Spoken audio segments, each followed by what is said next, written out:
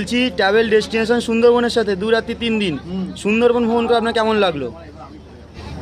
সত্যি খুব ভালো লাগলো। এটা শুধু ভিডিও করার জন্য না, যে ভিডিওতে জিজ্ঞাসা করছে তাই বলছি, মন থেকে বলছি।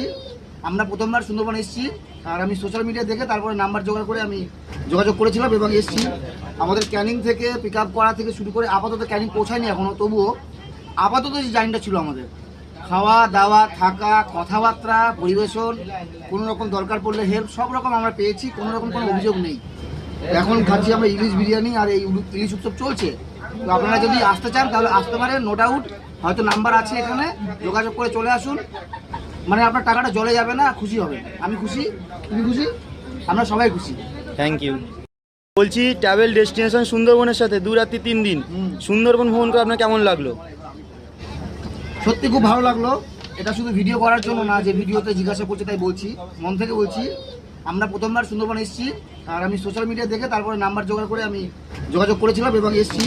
আমাদের ক্যানিং থেকে পিক আপ করা থেকে শুরু করে আপাতত ক্যানিং পৌঁছায়নি এখনও, তবুও আপাতত যে জার্নিটা ছিল আমাদের, খাওয়া দাওয়া থাকা কথাবার্তা পরিবেশন, কোনো রকম দরকার পড়লে হেল্প, সব রকম আমরা পেয়েছি, কোনো রকম কোনো অভিযোগ নেই।